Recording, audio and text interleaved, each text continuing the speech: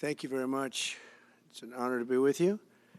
Many things are happening that are exciting, very exciting for our country. And we're honored to welcome one of the most respected business leaders in the Middle East, indeed the world. He's a founder and chairman of Damac Properties, Hussein Sajwani, very respected gentleman. And I'm thrilled to announce today that Damac will be investing at least $20 billion over a very short period of time into the United States, and they may go double or even somewhat more than double that amount of money. It's a great thing, and I believe he will say that he's doing it because of the fact that he was very inspired by the election. They wouldn't do it without that election, I can tell you. A lot of people wouldn't. You saw last week where we have somebody who's going to go from $100 to $200 billion, and we have many other people, and we'll be bringing some of them out. Some of them like to do it somewhat more quietly, and some don't, and they feel so strongly about the country that they want to let people know about it. But it's an honor to have such a great investor investing in our country. The investment will support massive new data centers across the Midwest, the Sun Belt area, and also to keep America on the cutting edge of technology and artificial intelligence. He's very big into the data centers, and that's going to be a very hot item in the coming years, as you know, with AI. In particular, the first phase of the project will be in Texas, Arizona, Oklahoma, Louisiana, Ohio, Illinois, Michigan, and Indiana, those places. And Hussein, I'd love you to come up and say a few words. Thank you very much. Thank you. Thank you. Thank you, Mr. President. It's been amazing news for me and my family when he was elected in November. We've been waiting 4 years to increase our investments in U.S. to a very large amount of money. We are a company operating in more than 20 countries around the world. We have delivered more than 45,000 luxury units and another 45,000 in the pipeline. In data center, we are in 10 countries around the world, in Asia, Europe, and Middle East. And we're very, very excited now with his leadership and his open strategy and policy to encourage businesses to come to U.S. For the last 4 years, we've been waiting for this moment. And we're planning to invest $20 billion and even more than that if the opportunity in the market allow us. But at the moment, we're planning $20 billion in data center, catering for the AI and cloud business for the hyperscalers. Fantastic. Thank you, Mr. Great President. honor. Thank you very much. So nice. And that man knows what he's doing. He knows. So, Hussein, we're going to work with you and make sure everything goes smoothly. We have powers that haven't really been used in terms of environmental. If you invest over $1 billion in the United States, we're going to give expedited reviews to everybody because everyone's afraid they're going to come in and get caught in the quagmire, which is very prevalent in the United States, unfortunately, the quagmire of environmental and various other regulations and rules. And I made it a point of telling people if you invest $1 billion or more, and we'll do this for people with far less too, but we guarantee it. We're going to move them quickly through the environmental process. Sometimes people held up 12, 13, 14, 15 years. I saw it with plants in Louisiana where I got it approved in literally a week. They were through the review in 1 week after spending 14 and a half years trying to get it, and they were going nowhere. It was a terrible thing. So I've been a victim of that myself over the years, and I think I know all the games and all the tricks that are played, and much of it is just done to stop progress. So we're going to be helping you and everybody else that comes to the United States and wants to invest their money, that you don't get tied up for the rest of your life and you can't do anything. This commitment further underscores that many of the greatest business leaders on earth are seeing a very bright economic future for America since the election. As you know, a lot of positive things have happened. We are inheriting a difficult situation from the outgoing administration, and they're trying everything they can to make it more difficult. Inflation is continuing to rage, and interest rates are far too high. And I've been disappointed to see the Biden administration's attempt to block the reforms of the American people and that they voted for. We had a landslide election. We won every swing state. We won the popular vote by millions and millions of people. Nobody even knows how many people, millions. And they're still counting in some areas. You know, they're still counting the vote in some areas. Can you believe this? What a place. What a horrible place. One of the things we're going to do is we've got to fix the election so that we get honest counts and they get done by 10 o'clock in the evening or something thereabouts. They have places where they're still counting votes.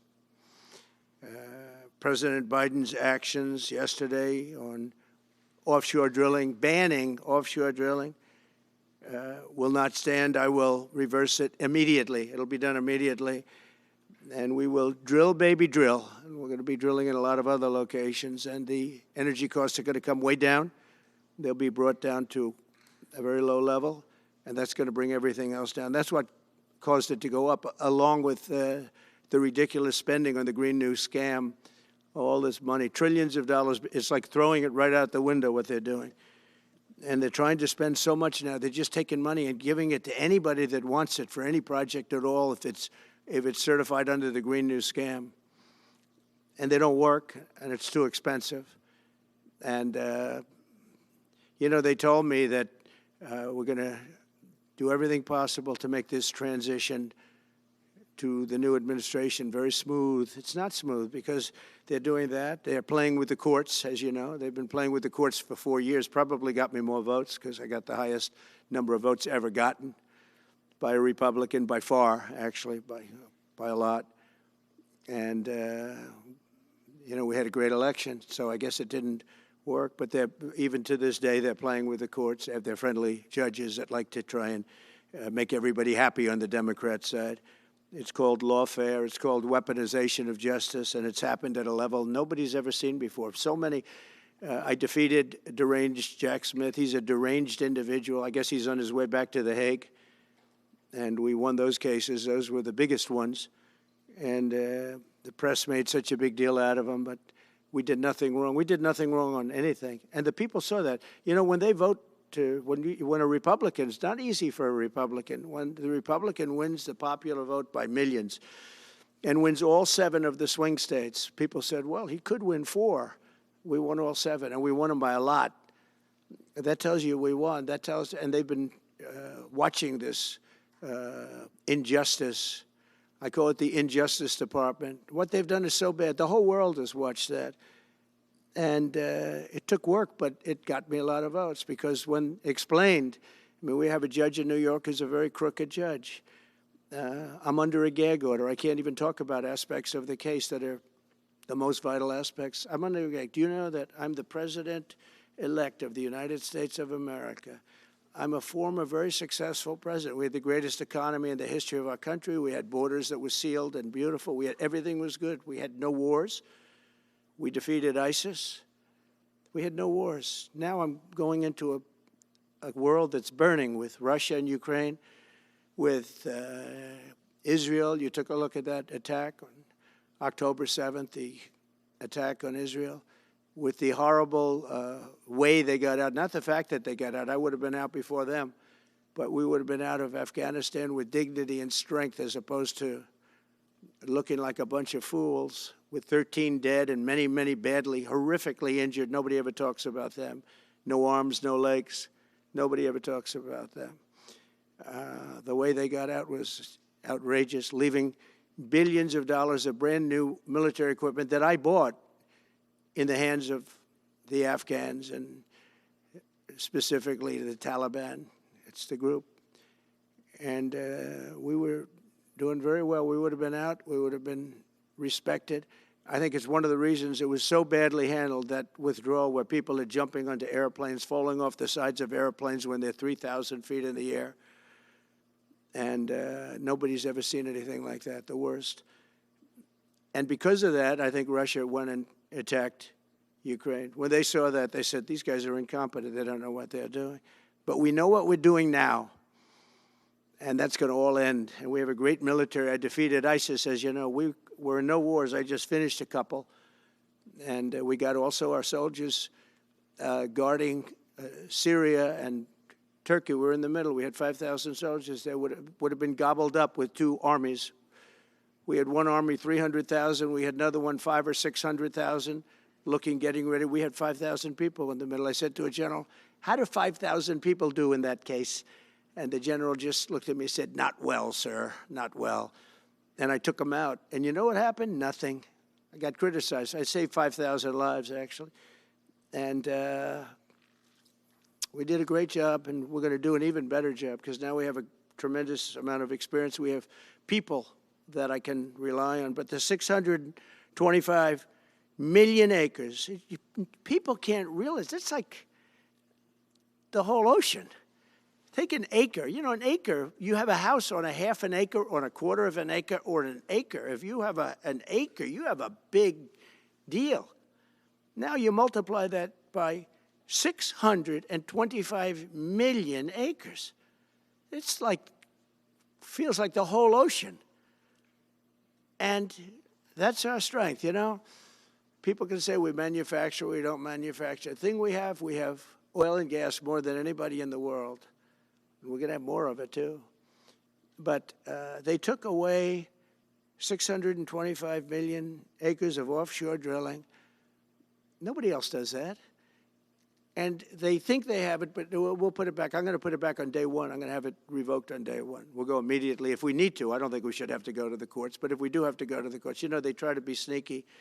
They go in and they sign. Remember, this is a man that said he wants the transition to be smooth.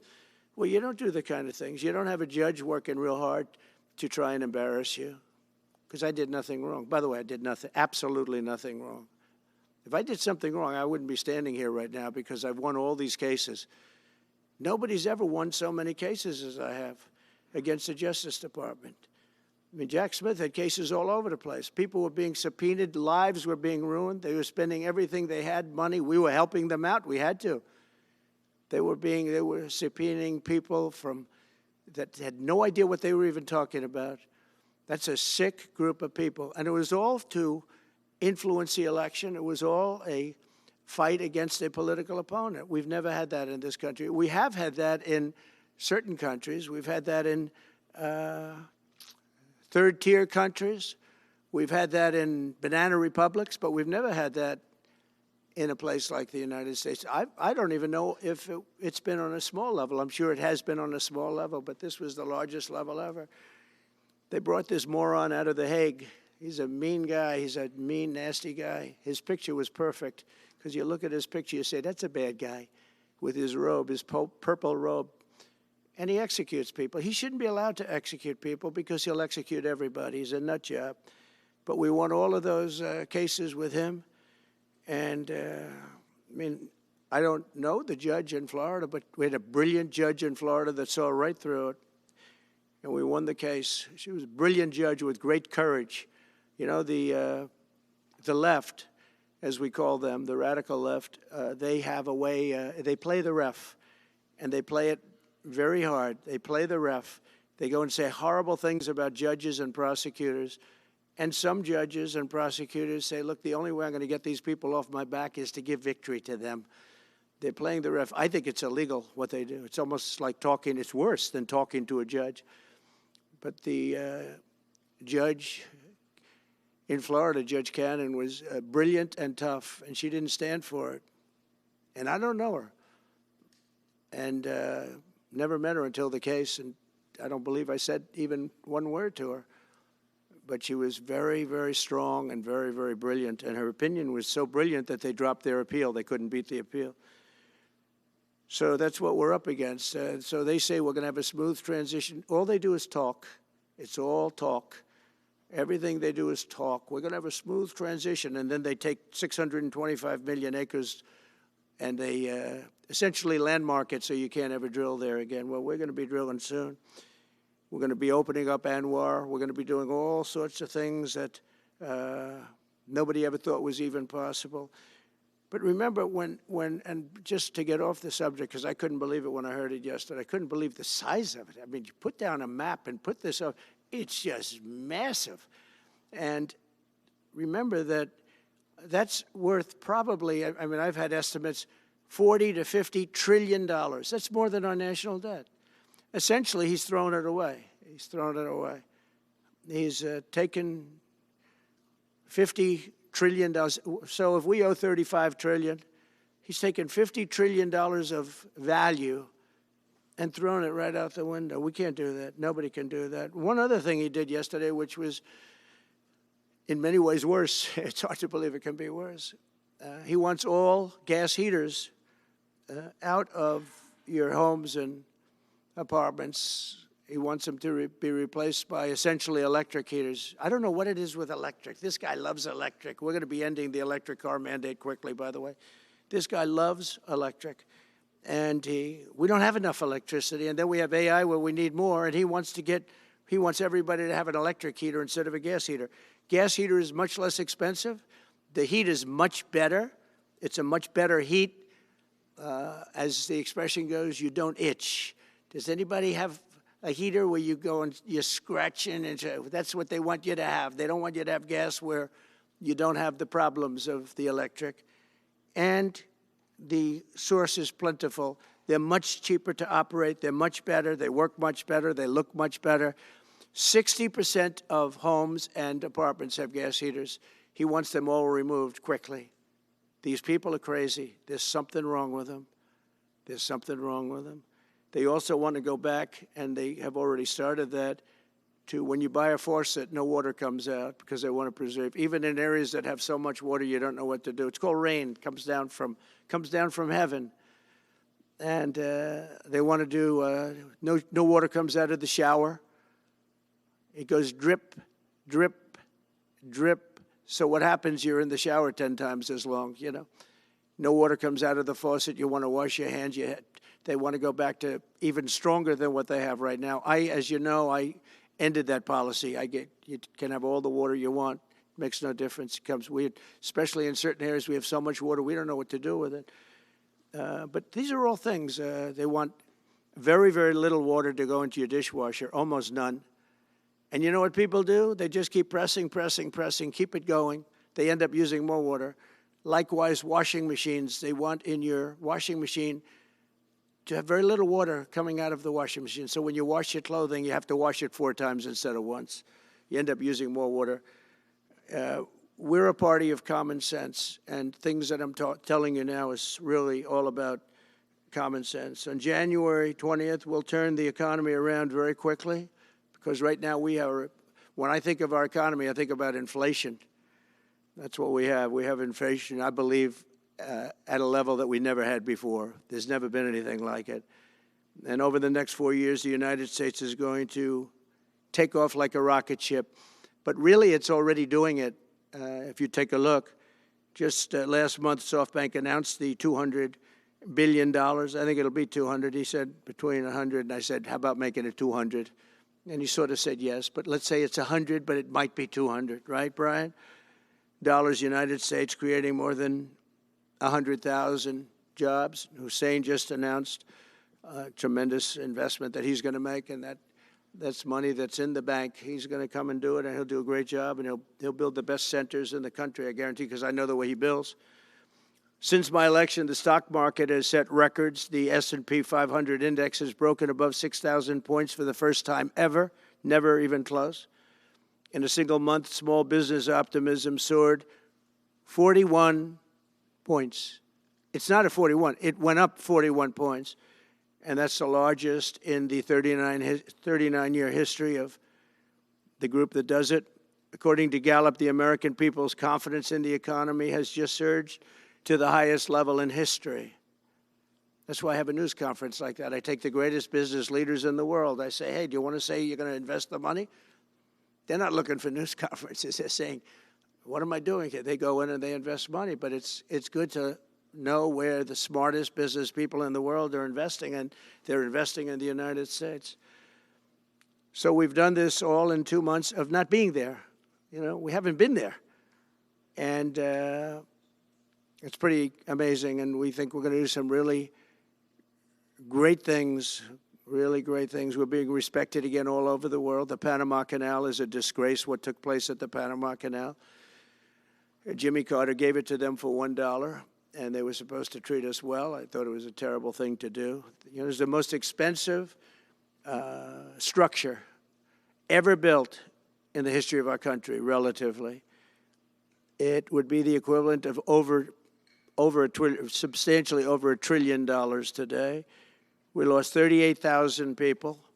Think of it, 38,000 people, they died from malaria, mosquitoes. They were unable to stop the mosquitoes. They paid people 5 times more to take the job. Many of those people died. We gave it away for $1.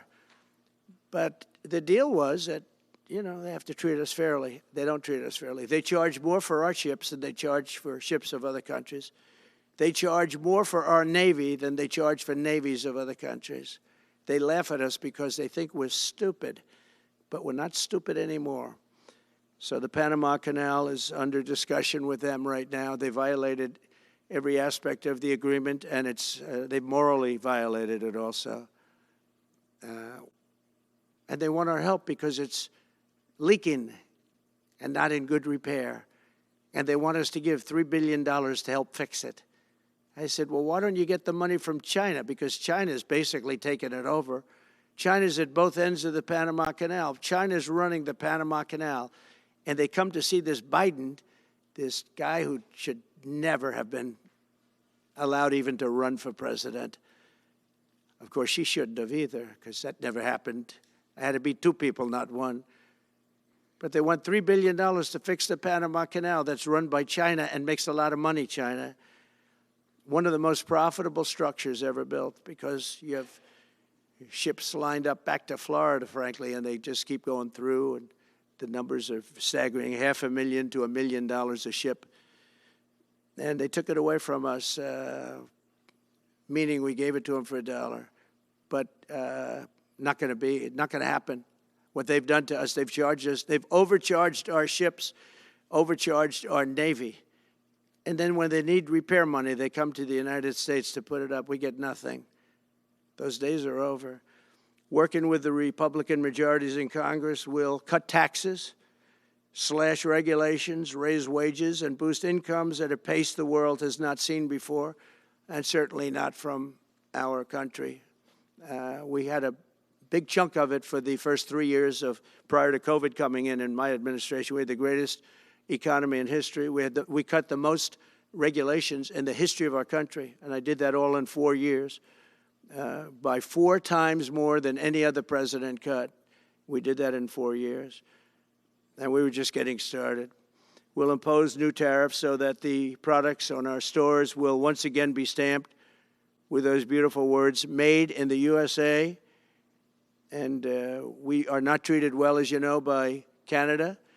Canada is subsidized to the tune of about $200 billion a year, plus other things. They don't essentially have a military. They have a very small military. They rely on our military. It's all fine, but, you know, they got to pay for that. It's very unfair. I have so many great friends. One of them is the great one, Wayne Gretzky. I said, run for prime minister. You'll win it'll take 2 seconds. But he said, well, am I going to run for prime minister or governor? You tell me. I said, I don't know. Let's make it governor. I like it better. But no, something's going to have to be done. Same thing with Mexico. We have a massive deficit with Mexico, and we help Mexico a lot. They're essentially run by the cartels, and can't let that happen. Mexico's really in trouble, a lot of trouble. Very dangerous place. And we're going to be announcing at a future date pretty soon. We're going to change, because we do most of the work there, and it's ours.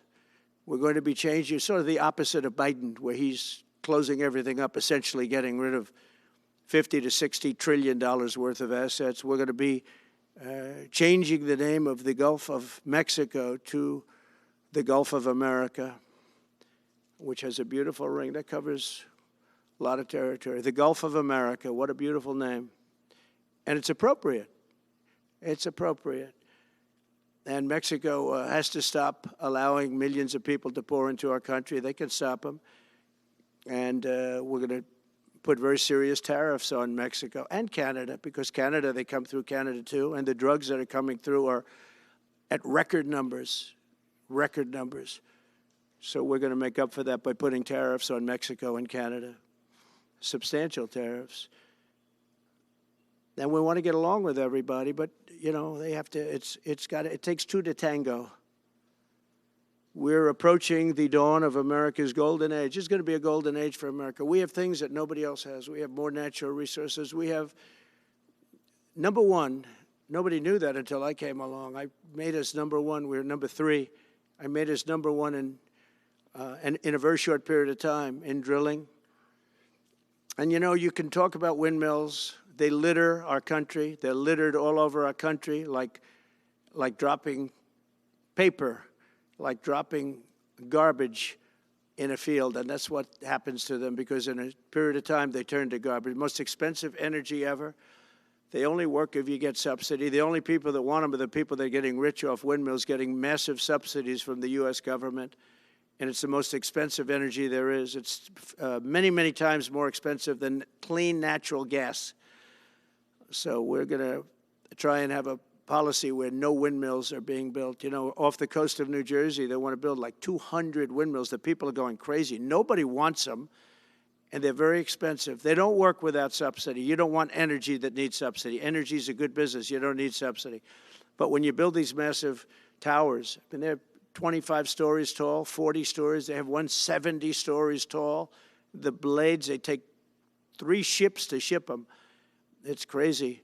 They're dangerous. You see what's happening up in the Massachusetts area with the whales, where they had 2 whales wash ashore in, I think, a 17-year period. And now they had 14 this season. The windmills are driving the whales crazy, obviously. And they had actually over, I think, 125 or something over a number of years. And we don't want that to happen. It's a disaster it's amazing the way a true environmentalist would say, oh, we love wind. It sounds good, but that's about where it ends. You know, after 10 years, you have to redo them. And what happens is they don't do that. They let them stand and they rust, and they say, because of the environment, I'm not a believer in this, but they say you can't, because it's a certain fiberglass, that the blades cannot be buried in earth, that's an environment. So what do you do with them? What do you do with them? And I don't know if you've ever gone to Palm Springs, California, or any of these places where you have long-term windmills standing. They're a disaster. They're rusting, rotting, closed, falling down. This is as you enter Palm Springs.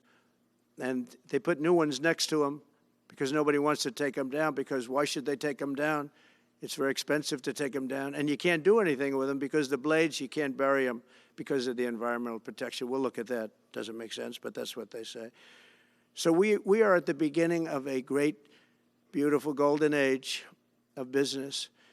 And I think we're also at a golden age of common sense, because everything I'm saying to you, from a simple water faucet that doesn't allow water to come out appropriately, to all of the other elements of what we do and what we're going to do, to take $50 to $60 trillion off our country's balance sheet because some man that has no idea what he's doing, has no idea.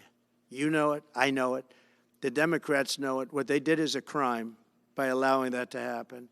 And I'll bet you, if you asked him today, how much acreage did you submit? Essentially, did you destroy? You destroyed the economic viability of drilling in the ocean. And with AI coming along and all, you know, a lot of people don't realize that AI is going to be a big thing, but you'll need double the electricity at least that we have right now. So right now we produce electricity for many, many different things. AI is a very big deal in terms of the future. China is already building electric facilities, big, bold electric facilities. And you know how they're being fired up? With coal. They're being fired up with coal. And we're going to build bigger and better ones. People like Hussein that are doing the same thing as he is. I'll bet they don't do it as well, because I know how he does it, but they're doing A lot of things, the problem is they can't get their permits because I say build the plant with the building. So with the structure, build the plant, because if you go into grid, the grids are old. So they said, that's a great idea. In other words, build your electric facility alongside of your plant. And you could have extra output if you want, because once you build it, you can make it larger pretty inexpensively. You could have extra output, which you'll sell to the public, but build it with the plant, and people are loving that idea. So we're going to have a lot of fun making America great again, and it's going to happen, I think, very, very quickly. It's already happened. So I would say this, and this has been pretty openly reported by the news. There's never been anything like what's happened in the list. Since we won the election, a couple of months, since we won the election, the whole perception of the whole world is different. People from other countries have called me. They said, thank you, thank you. The perception of the whole world is different. We're going to have to settle some big problems that are going on right now. We're going to have to settle up with Russia, Ukraine. That's a disaster. I look at numbers every week, the number of people being killed in that war. People don't know, mostly soldiers now. But the towns have been obliterated. This was a Biden fiasco that that should have never happened. If we had a real president, if we had a president that knew what he was doing, Russia would have never, ever gone in. But they did go in, and we have a mess. The cities are all blown up. The people have largely left. And the soldiers are killing each other at levels that haven't been seen since the Second World War. So we'll have to get that one straightened out, too. That's a tough one. Much tougher than it would have been before it started, I can tell you that. A deal could have been made just by an average deal maker. Deal could have been made on that. So thank you all for coming. We'll take a couple of questions. Yeah. Go ahead, please. President, thank you. I wanted to touch on the world on fire that you mentioned, but let's start, if we could, with your references to Greenland and the Panama Canal, so forth. Can you assure the world that as you try to get control of these areas, you are not going to use military or economic coercion? No. And can you tell us a little bit about what your plan is? Are you going to negotiate a new treaty? Are you going to ask the Canadians to hold a vote? What is the strategy? Yeah, I can't assure you, you're talking about Panama and Greenland. No, I can't assure you on either of those two. But I can say this, we need them for economic security. The Panama Canal was built for our military. I'm not going to commit to that now. It might be that you'll have to do something. Look, the Panama Canal is vital to our country. It's being operated by China. China. And we gave the Panama Canal to Panama. We didn't give it to China. And they've abused it. They've abused that gift. It should have never been made, by the way. Giving the Panama Canal is why Jimmy Carter lost the election, in my opinion, more so maybe than the hostages. The hostages were a big deal. But if you remember, and nobody wants to talk about the Panama Canal now because, you know, it's inappropriate, I guess, but because it's a bad part of the Carter legacy. But he was a good man. Look, he was a good man. I knew him a little bit, and he was a very fine person, but that was a big mistake. Giving the Panama Canal to Panama was a very big mistake. We lost 38,000 people. It cost us the equivalent of $1 trillion, maybe more than that. Probably the most expensive, they say it was the most expensive structure, if we call it a structure, which I guess you can, ever built. And giving that away was a horrible thing. And I believe that's why Jimmy Carter lost the election, even more so than the hostages. Those two things. If I could follow up on Ukraine and Iran, the two negotiations you'll be heading into. On Ukraine, you said just before it's a lot more complicated now. Much more complicated. Do you believe... Because it would have never started. Right, but it has started. You've well, got not only started, the cities are largely knocked down. So you've got what you've got. At this point, to hold on to leverage in dealing with President Putin, would you make a commitment to the Ukrainians that you will keep supporting them during the negotiations? Well, I wouldn't tell you And if that were the would case. you make a commitment to provide a security guarantee if they do enter into an armistice or a ceasefire along the lines that the French and the Germans? So, you know, a big part of the problem was Russia for many, many years, long before Putin said you could never have NATO involved with Ukraine. Now, they've said that. That's been, like, written in stone. And somewhere along the line, Biden said, no, they should be able to join NATO. Well, then Russia has somebody right on their doorstep, and I could understand their feeling about that. But there were a lot of mistakes made in that negotiation. And when I heard the way that Biden was negotiating, I said, you're going to end up in a war. And it turned out to be a very bad war. And it could escalate. That war could escalate to be much worse than it is right now. They can never join NATO. Well, my view is that it was always understood. In fact, I believe that they had a deal, and then Biden broke it. They had a deal, which would have been a satisfactory deal to Ukraine and everybody else, but that Biden said, no, you have to be able to join NATO. And that's always been, and nobody knows more about NATO than I. You know, years ago when I first started this, I didn't know too much about NATO, but I got it right anyway. I said they're taking advantage. I'm the one that got, and the Secretary General was here, as you know, 2 weeks ago, saying that if it weren't for me, NATO wouldn't even exist right now, because I raised from countries that weren't paying their bills. At that time, 28 countries, 20 of them were not paying their bills, 21 to be exact. They weren't paying, or they were paying a very small portion. And I raised over $680 billion. That was the number he gave, by saying, if you don't pay, we're not going to protect you. And as soon as I said that, the money came pouring in. But Obama could have said it. Other people could have said it. Bush could have said it. Nobody said it but me. I took a lot of heat. They said, oh, that's a threatening statement. Well, they weren't paying their bills. I said, we're not going to protect you if you're not paying the bills. So in a true sense, I saved NATO, but NATO's taken advantage of us. And one of the problems that I have, and I've said it openly, I said it to President Zelensky, Europe is in for a tiny fraction of the money that we're in. Now, whether you like that situation or not, Europe is much more affected than the United States. We have a thing called the ocean in between us, right? Why are we in for billions and billions of dollars more money than Europe? And, you know, they're a similar size, a little smaller, but they're a similar size economy as the United States when you add them up. And yet Europe is in for a small fraction of the number the United States is in. Now, Biden could have called them up during the term. That's what I did. I said, you have to pay your bills. And they all, one stood up. I won't say who. You'll probably have it because the papers, the media hated to report on it. But a prime minister stood up from a country, you know, a famous meeting of 28 nations with no press, no anybody in the room. He stood up. He says, does that mean if we don't pay our bill, and at that point it was 2%, it should be 5%. It should be 5%, not 2%.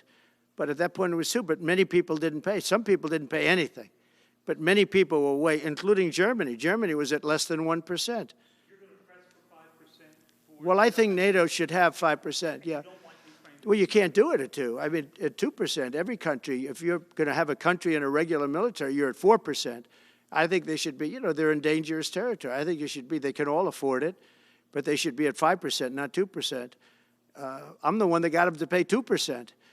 But a gentleman stood up, a prime minister stood up, and he said to me, sir, could I ask you a question? You're saying we have to pay our bills. If we don't pay our bills, will the United States protect us from Russia?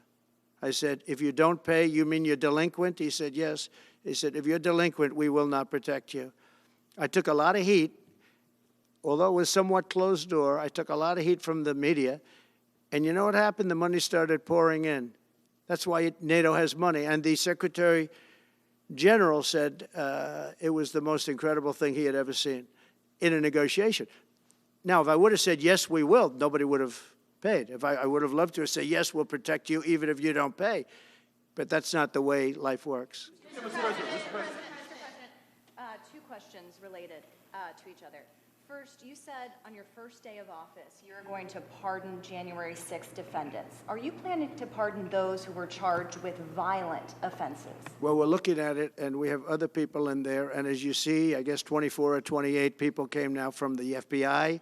That came out very quietly. Nobody reported it, but they had people in some form related to the FBI. They had 4 or 5 people that were strongly related to the FBI. We have to find out about that. We have to find out about Hezbollah. We have to find out about who exactly was in that whole thing, because people that did some bad things were not prosecuted. You know, I see it all the time, and you see it too. People that were doing some bad things weren't prosecuted, and people that didn't even walk into the building are in jail right now. So we'll be looking at the whole thing, but I'll be making major pardons. Yes, please. Please. On Jack Smith's report. Good afternoon, Mr. President. It's good to see you again. 2 questions about Syria and the ongoing war in Gaza. About Syria, the Pentagon disclosed last month the U.S. has some 2,000 troops in Syria. That's almost double the number initially we were told of 900. Will you keep that troop capacity the same upon taking Well, I office? won't tell you that because that's part of a military strategy, but I will say it was Turkey. Turkey's been after that country in different names and different forms and shapes for 2,000 years. Those people that went in are from Turkey. And President Erdogan is a friend of mine. He's a guy I like, respect. I think he respects me also. He's the one that didn't go after certain people after I requested that he not. You know who I'm talking about, the Kurds. I don't know how long that's going to, because they're natural enemies. They hate each other. But he didn't do that yet. And he didn't do it in the past also.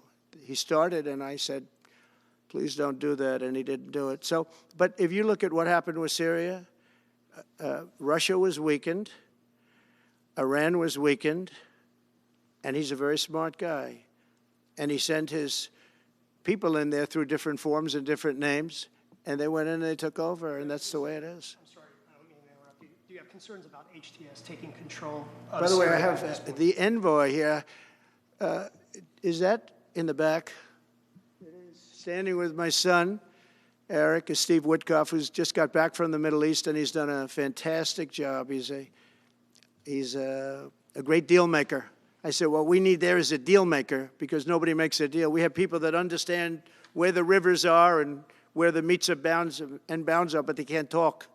They can't make deals. Steve's done a great job. I just want to thank you, Steve. You've been working endlessly for months, and he's working specifically on the hostages, trying to get them back. Well, that was my second question is Hamas Steve, released come up for a second. Maybe you might want to say a couple of words. Sir, I didn't- Hamas released another hostage I video. didn't know Steve was going to be here, actually. Neither did I. He's done a fantastic job, and it's a dangerous job, too, and we appreciate it.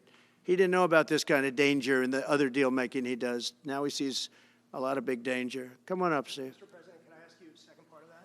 Hamas Yeah, released just one another second, hostage please. video. I'm going to give you a little report on the hostages, if I can. Steve? Thank you very much. Thank you, Mr. President. Wow.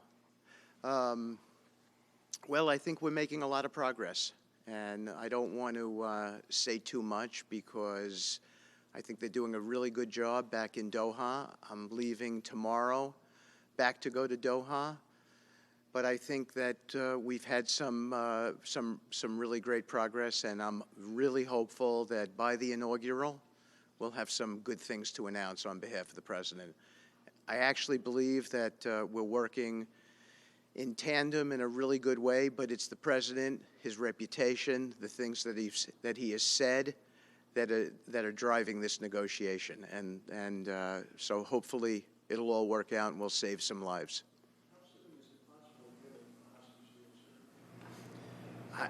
I believe we've been on the verge of it. I don't want to discuss sort of what's delayed it. There's no point to be negative in any way. But I think it's the President, his stature, what he said he expects, the red lines he's put out there, that's driving this negotiation. I'm going back probably either this evening or tomorrow night. Are you confident there'll be a deal before January 20th, or is that something that's likely to happen, if there's a deal even at all? And we've been hearing this now for the better part of... I know. since October 2nd. I would say, They better be. right, I would say that the President is exasperated. I don't want to talk for him, but look, I don't know anyone who delegates better than President Trump. He gives us a lot of authority to speak on his behalf, and he exhorts us to speak emphatically. And emphatically means you better do this, because the alternative. Do you think they're waiting for President Trump to take office? No, I think they heard him loud and clear. Better get done by the inaugural. But when you say all hell will Before I be paid, take or office. all hell must be paid if they don't release the You know what that hostages. means, don't you? Well- Do I have to define it for you? Look, all No, I know hell you're not will gonna break out. telegraph If what- those hostages aren't back, I don't want to hurt your negotiation. If they're not back by the time I get into office, all hell will break out in the Middle East. Can you elaborate? And it will not be good for Hamas, and it will not be good, frankly, for anyone. All hell will break out. I don't have to say anymore, but that's what it is. And they should have given them back a long time. They should have never taken them. There should have never been the attack of October 7th. People forget that. But there was, and many people are killed. They're no longer hostages. I have people from Israel and others calling, begging me to get, we had also people there from the United States, just so you know. They're holding some so-called hostages from the U.S. But I've had mothers come to me and fathers crying, can I get the body of their son back? Can I get the body of their daughter back? That beautiful girl where they threw her in the car, pulled her by her ponytail and threw her in the car like she was a sack of potatoes. I said, what happened to her? Sir, she's dead.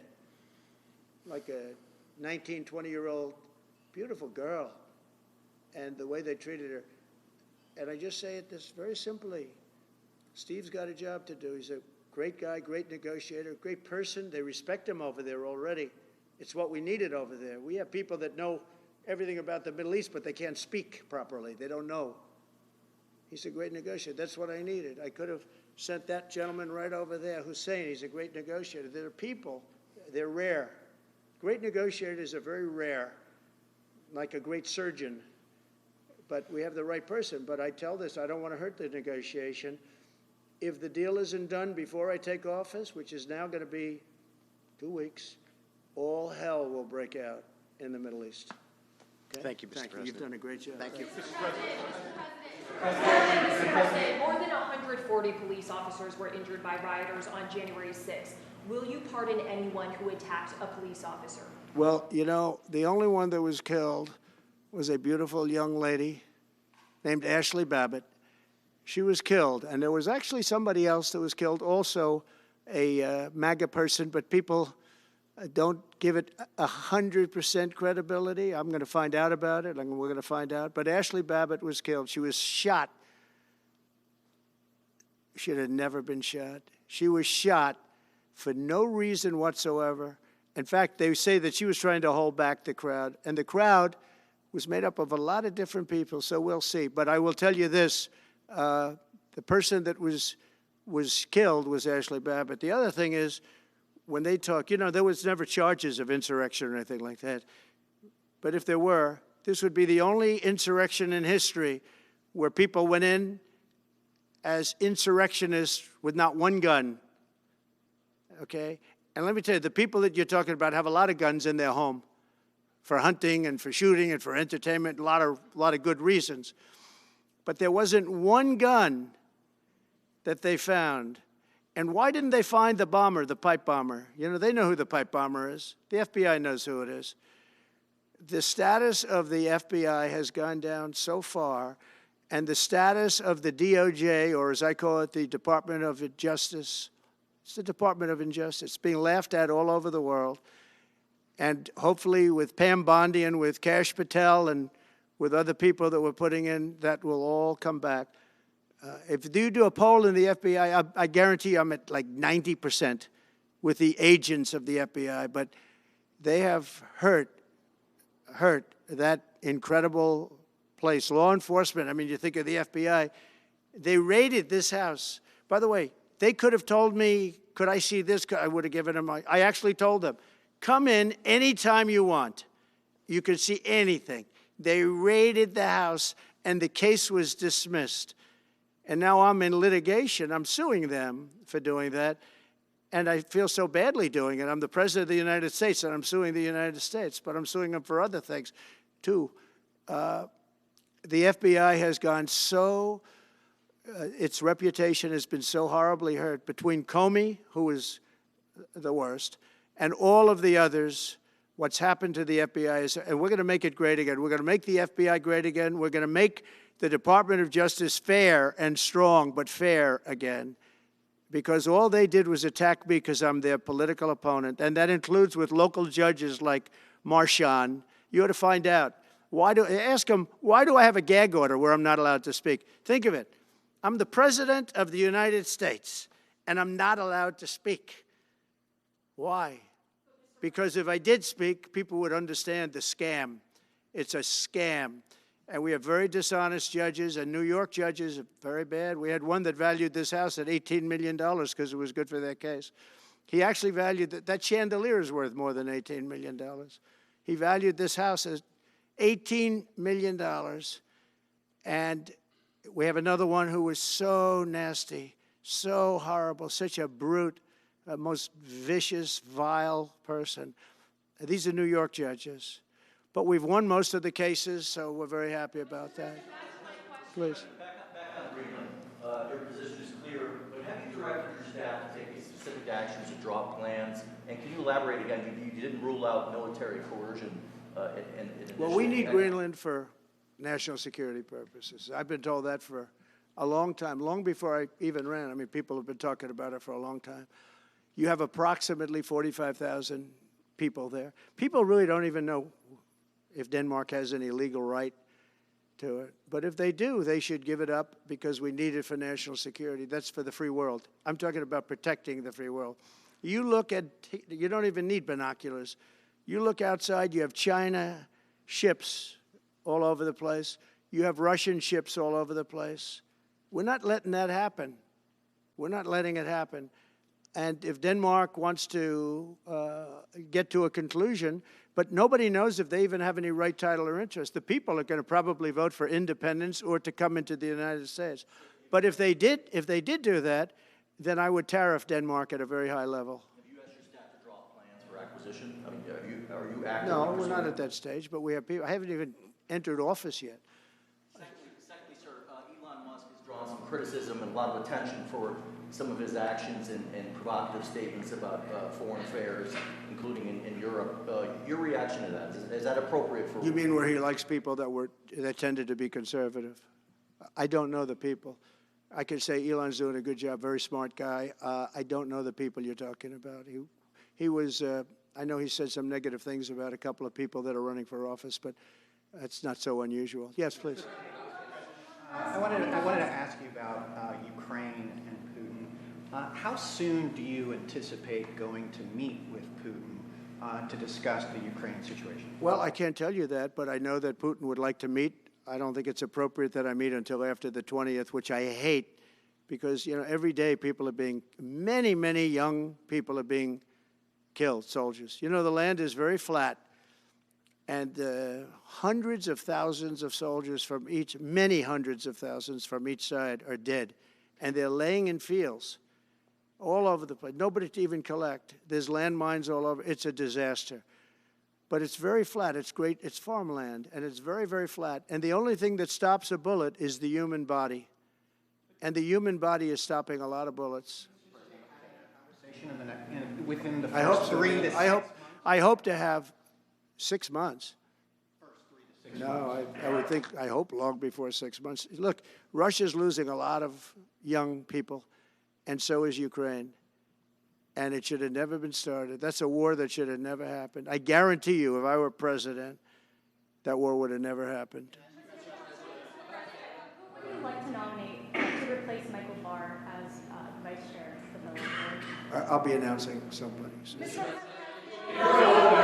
President, if we were to work under the assumption that you're serious about making Canada 51st state of the United States, the leader of the Conservative Party in Canada said, under no circumstance will it ever be the 51st state. Maybe he won't win, but maybe he will. I don't care. You had suggested. Listen, I don't care what he says. But Sir, real fast, you said you were considering military force to acquire Panama and Greenland. Are you also considering military force to annex and acquire Canada? No, economic force, because Canada and the United States, that would really be something.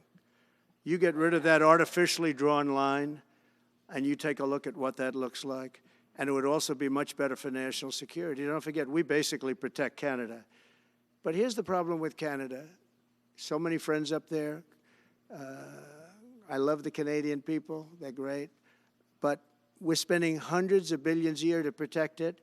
We're spending hundreds of billions a year to take care of Canada.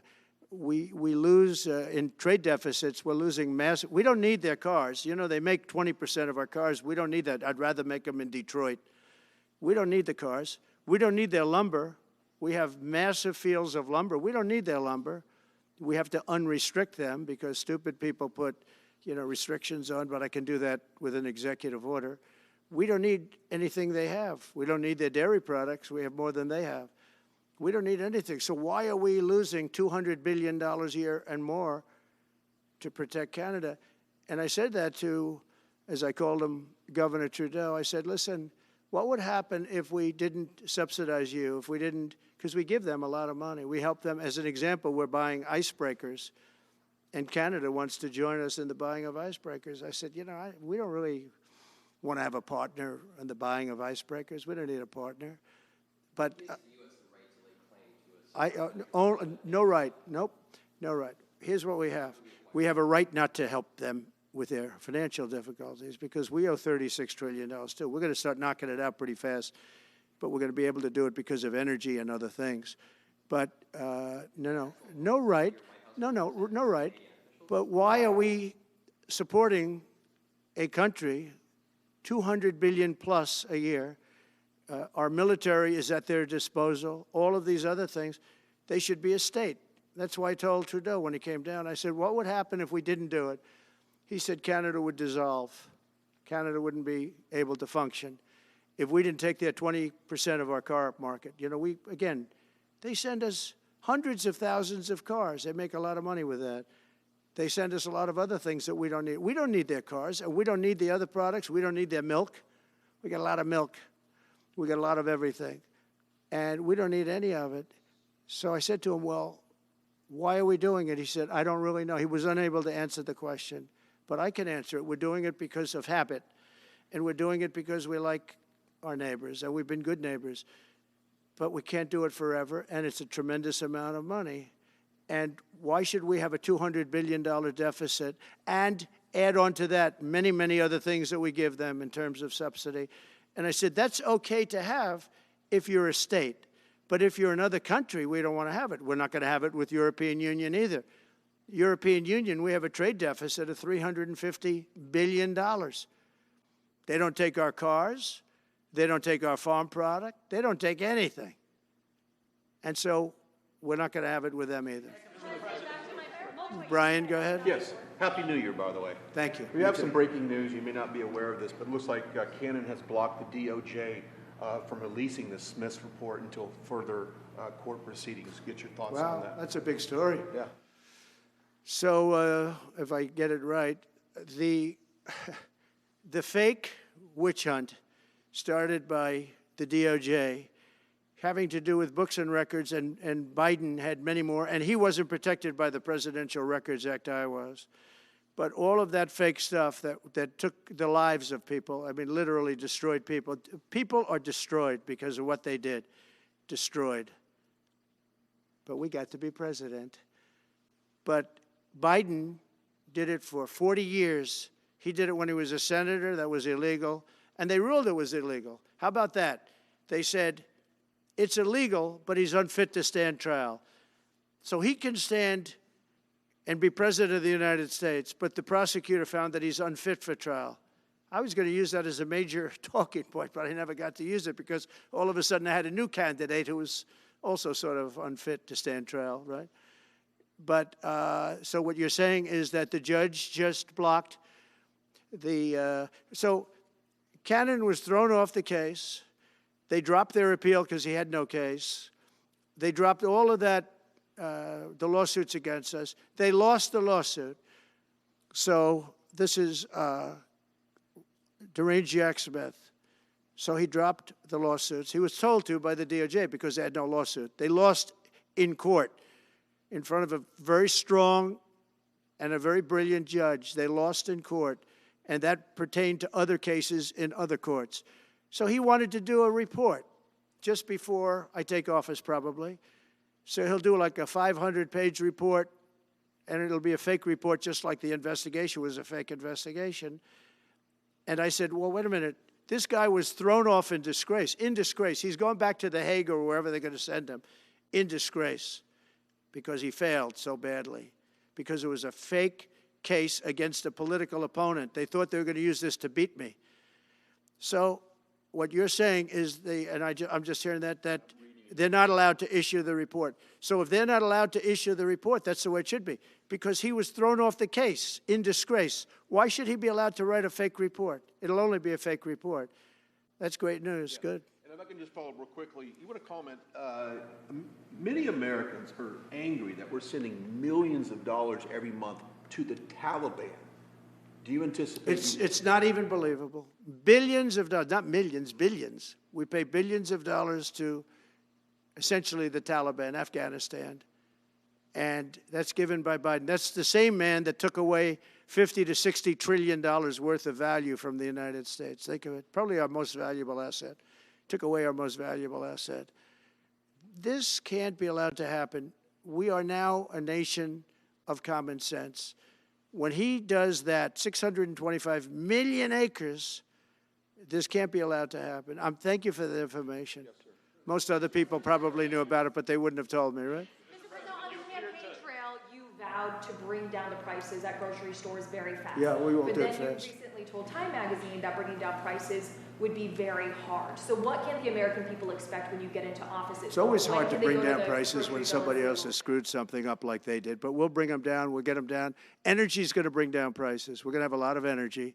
And energy is what brought it up. Energy and their bad spending is what brought it up. And energy is going to bring it down. We're going to have prices down. I think you're going to see some pretty drastic price reductions. As an example, food, bacon, ham, apples, everything has gone through the roof. It's one of the reasons I won. So as you know, I said it, inflation was one of the reasons I won, but I think the biggest reason I won was the fact that they are allowing prisoners to come into our country. They released their prisoners, their murderers. Thousands of murderers are now walking around the streets of our cities and farmland all over. Murders, people that have killed. Many, 32% have killed more than one person. They released them from their jails, their prisons, and their mental institutions and insane asylums into our country. I believe that's the reason we got such a large vote. All right, maybe one or two more questions. Yeah, please, go ahead. Go ahead, you go. Sir, can you, President Carter is laying in state today in Washington. You had some harsh words for him about the Panama Canal. Is there any disconnect there? Do you feel a little bit bad about doing that on this day? No, I liked him as a man. I disagreed with his policy. So, hey, he thought giving away the Panama Canal was a good thing. I think it cost him the election. That and the hostages. I actually think that was a bigger factor because that's a deal that just should not have been made. But, again, this was a question that was asked of me. I didn't bring it up. I didn't want to bring up the Panama Canal because of Jimmy Carter's death. But people don't bring it up. But, you know, you and other people have asked me about it. No, it's a deal that I was very strongly against. I was a young guy when this took place. But just why would we spend all of that money, lose 38,000 people to malaria, the mosquito? They were dying. It was horrible what was happening. They paid them 4 times more than they would make in the United States, but they knew they were going to go over there and die. And they died in the jungles of malaria. There was nothing we could do to stop it. 38,000, and then we gave it away for $1. About getting your agenda through Congress, you appeared to open the door in your radio interview yesterday for a 2-bill approach. Is it still your preference for one big, beautiful bill, as you have said? Well, I like one big, beautiful bill, and I always have, I always will. But if 2 is more certain, it does go a little bit quicker because you can do the immigration stuff early. Now, you have to understand, for immigration and for the wall, we won the case on the wall. You know, they tried to sell the wall for 5 cents on the dollar, by the way. And we had, fortunately, a judge that stopped that. But they were already discarding the wall. And 5 cents on the dollar. And you know what they were doing? They were calling us up and saying, we'll sell it back to you at 200 cents. In other words, double what we paid for it. So they were going to buy it from this guy for 5 cents on the dollar. They were making deals. And fortunately, we had a very smart judge that stopped it cold. I think he called for an investigation, too, and he should. But think of it. They were selling the wall that was exactly the wall that the Border Patrol wanted. That was designed by them. Steel, concrete, rebar, exactly as they want. Very, very heavy steel, very powerful steel, hard to cut. Very, very heavy, 7,000-pound concrete, which is a very strong concrete. Everything was top of the line. Very expensive. Would be double what we paid for it then, 6 years ago. But let me just tell you, they were selling it for 5 cents on the dollar to people, and those people were calling us, asking us to pay them 200 cents because it's a good deal because we can have it immediately. And you know what immediately is? Just leave it in place. No, the papers haven't written that, though. That deal is like all the other things that these people do. These people either hate our country or they're very stupid.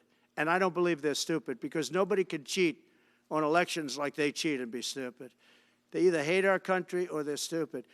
So remember what I said because nobody wants to report it. They were selling the wall for 5 cents on the dollar and trying to resell it back to us for 200 cents or less, but for 200 cents on the dollar. That's a nice return. Meta today announced that it will stop putting fact checks on posts on its website. And Meta said today it would stop putting fact checks on its website and instead allow community to fact Well, I check watched it. their news conference, and I thought it was a very good news conference. I think they've come a long way. Meta, Facebook. I think they've come a long way. I watched it. The man was very impressive. I watched it on Fox. I'm not allowed to say that. Say it? Do you think he's directly responding to the threats that you have made to him in the past with these Probably. officials? Yeah, probably. The last time you were here, you were asked a question about the U.S. possibly launching a preemptive strike on Iran. You said you wouldn't answer that question. On who? Obviously, on Iran. The U.S. launching a preemptive strike on Iran's nuclear facilities. And I said I don't talk about it. It's a military strategy. But it is a legitimate question. It's something that Well, it's not really, because only a stupid person would answer it. Look, it's a military strategy, and I'm not answering your questions on military strategy. All right, one more. Brian, go ahead. Brian. Could you give us a preview of what you might be talking to leaders of Congress who are expected to come here in the next couple of days? And you've got a very supportive Congress behind you. Yeah, they're great. So we have a wonderful Republican Congress. We have a leader that I have a lot of confidence in. I think he's going to be hopefully a great leader, a great speaker. And we have a leader, by the way, in the Senate I think has been great. John Thune has been doing a fantastic job. But it goes through the House first. And the question is whether or not we do the 2 bills or 1 bill. And, look, I can live either way. I like the idea of the one big bill, but I can live either way. But they'll be coming down. The senators also will be coming down. And then ultimately we'll be meeting in the White House in a few weeks. But right now this is the winter season. They sort of call this the winter White House. It was built, I don't know if you know this, Marjorie Meriwether Post and E.F. Hutton built this. It was the greatest of all the estates in our country. And I saved it, and I got a lot of credit for saving it. Most of these big, great houses have been knocked down in Palm Beach, just about all of them, actually. And you'd build 10 mansions on one site, but we saved it. But this was built as the Southern White House, and she gave it to the government. And, by the way, Jimmy Carter gave it back. He said it's too expensive for the United States. So I didn't realize that. Real quick, I was just told. Actually, Jimmy Carter, Nixon was through Watergate. He came down. Nixon came here once, and he thought it was incredible. But he had a thing called Watergate, if anybody remembers that. And so he had other things on his mind, to put it mildly. And Jimmy Carter felt that it was too extravagant for the country. So fortunately for me, he gave it back to the foundation, and I bought it from the foundation. On reconciliation, some Republicans saying in trade for a massive bill that you and they share the interest in, they want to see big spending cuts. Do you agree with that? And what would Well, I'm okay with spending spending cuts. I like spending cuts. I'm on the record for spending cuts. And the debt ceiling was given to us. It shouldn't have been, but it was put in our lap. And what I want in terms of debt ceiling isn't the ceiling. I just don't want to see a default. That's all I want. I never talked about spending more money necessarily than all I want to see is no default, because nobody knows what would happen if there was a default. It could be 1929 and it could be nothing. But that was put into our lap. And it shouldn't have been, but it was, and so we'll handle it. But debt ceiling is not about raising a lot of money. It's really just about extending it. I just want to see an extension. On immigration, how much can you do by executive order? Are you planning to do on executive order when it comes to immigration? And how much do you want Congress to tackle this issue? And also on day one, Well, I had the what safest executive border orders are in the you history of our planning? country by far. You remember the famous chart that I brought down. I love that chart very much for a lot of reasons. But I have the safest border by far in the history of our country. And when I took it over, it was a mess. Nothing like it is now. This is 10 times worse. When I got elected because of the border the first time, and I think I got elected largely because of the border the third time. And the second time I did equally well. Well, not as well as the last time, but I did very well. And I will say, this was too big to rig. You know the expression? Too big to rig. They couldn't do it. They tried, but they couldn't do it. I didn't get very much from Congress at all. I just said that we're being invaded, and I took the money out of the military. Much of the wall, I built over 500 miles of wall. Much of that wall was built through money that I put into the military. We took it out because we couldn't get things from Congress in those days, and we took it out. And that wall was built largely with money coming from the military. So, very simple. I went to the military, I said, our country is being invaded by very similar, nothing like what's invading our country now. They weren't releasing prisons into our country, and they weren't releasing mental institutions in, but some bad dudes were coming in, right? And I said, our country is being invaded. And I took that money largely from the military. I was sued 9 times by the Democrats in Congress, and I won all those suits. And we ended up building 571 miles of wall.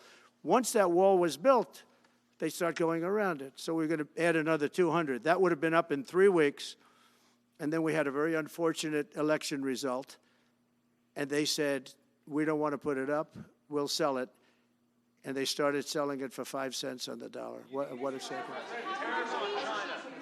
So we'll do this again. I just want to thank everybody very much. I'm just telling you, this will be the golden age of America. This is the golden age of America. We're going to have a great country again.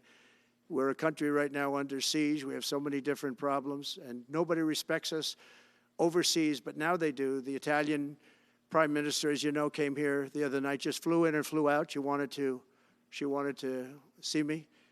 And great respect is being shown when I went to the cathedral in France. Great respect was shown by the prime minister, the president, by everybody. France was, and by the way, I have to say they did a great job in the cathedral.